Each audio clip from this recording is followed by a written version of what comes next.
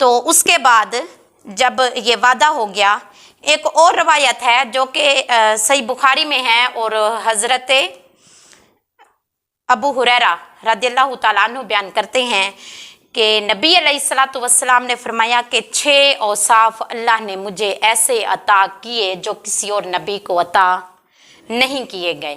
سب سے پہلے مجھے جامع الکلام بنایا گیا، اس کے بعد رعب سے میری مدد کی گئی، اس کے بعد جو ہے میرے لیے مال غنیمت کو حلال کر دیا گیا، تمام روئے زمین کو میرے لیے تیمم اور مسجد بنا دیا گیا، اور اس کے بعد جو ہے میں تمام مخلوق کے لیے رسول بن کر آیا ہوں، اور میرے بعد کوئی اور نبی یا رسول اس دنیا میں نہیں آئے گا۔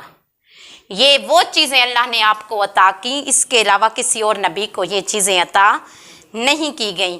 اور ایک اور حضرت جابر کی روایت ملتی ہے جس میں نبی علیہ الصلوۃ والسلام نے ارشاد فرمایا کہ اگر عیسیٰ ابن مریم تمہارے درمیان زندہ ہوتے تو ان پر میری اطاعت پیروی کرنے کے علاوہ اور کوئی چارہ نہ ہوتا، یعنی وہ بھی میری اطاعت اور پیروی کرتے۔ یہ اللہ نے وعدہ لیا اپنے نبیوں سے کہ جو میرا رسول آ کر تمہارے پاس کتاب حکمت کی تصدیق کرے گا، تم اس پر ایمان لانا اور اس کی مدد کرنا۔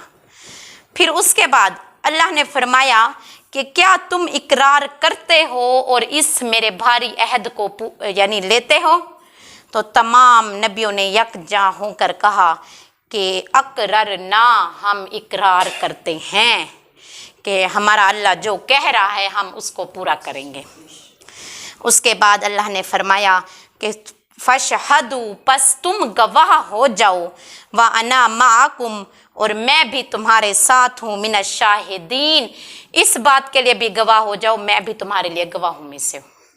یعنی اللہ نے پھر خود گواہی دی کہ بھائی تم جو عہد میرے ساتھ لے رہے ہو تم خود بھی گواہ رہو، اور میں اللہ بھی اس چیز پر گواہ ہوں۔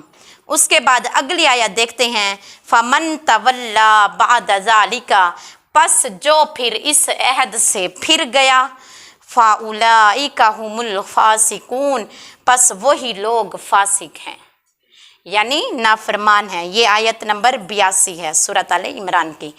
اس میں ہے کہ پس جو پھر اس عہد سے، وعدے سے، اللہ کے وعدے سے پھر گیا، یہی وہ لوگ ہیں جو فاسق ہیں۔ یہ آیت مدلل ہے کہ جو اوپر عہد لیا جا رہا ہے وہ تمام امتوں سے بھی لیا جا رہا ہے، کیونکہ نبی کے لیے یہ سوچنا بھی محال ہے کہ وہ اللہ کے وعدے سے پھرے گا۔ تو امتوں سے جو انہوں نے آ کر اپنی اپنی امتوں سے عہد لیے، تو ہو سکتا ہے کہ امتوں میں سے لوگ پھر جائیں، اور پھرے بھی تھے۔ یہود اور نصارہ کی مثال ہمارے سامنے ہے، انہوں نے آپ کے کمالات، آپ کے اوصاف کو بھی ماننے سے انکار کر دیا، حالانکہ اللہ نے واضح واضح تورات اور زبور میں آپ کے اوصاف، آپ کے کمالات جگہ جگہ بیان فرمائے، لیکن انہوں نے خود بھی پڑھ کر اس سے انکار کیا، لوگوں سے بھی چھپایا تاکہ وہ کہیں اس نبی کو زیادہ ماننے نہ لگ جائیں۔ اسی لیے تو وہی لوگ اللہ کہہ رہے ہیں فاسق ہیں، گناہ گار ہیں۔ فسق گناہ کو کہتے ہیں، فسق کی جمع فاسق، فاسقون آیا، یعنی وہ لوگ گناہ گار ہیں، میرے عذاب کے مستحق ہیں، میرے کیے ہوئے وعدے سے پھر جاتے ہیں۔ پھر اس کے بعد اللہ تعالیٰ نے جب دیکھا کہ وہ لوگ اس وعدے سے پھر رہے ہیں، اگلی آیت میں پھر اللہ نے ارشاد فرمایا، أَفَغَيْرَ دِينِ اللَّهِ، کیا اللہ کے دین کے علاوہ کوئی اور دین ہے؟ يَبْغُونَ وَلَهُ أَسْلَمَ مَنْ فِي السَّمَاوَاتِ وَالْأَرْضِ، جو کچھ بھی اس زمین اور آسمان میں سلامت ہے، طَوْعًا وَكَرْهًا وَإِلَيْهِ يُرْجَعُونَ، وہ خوشی سے ناخوشی سے صرف میری اطاعت کرتے ہیں اور تمام میری طرف لوٹائے جاؤ گے۔ اور یہ آیت نمبر 83 ہے سورۃ آل عمران کی۔ یہ بہت ہی خوبصورت آیت ہے۔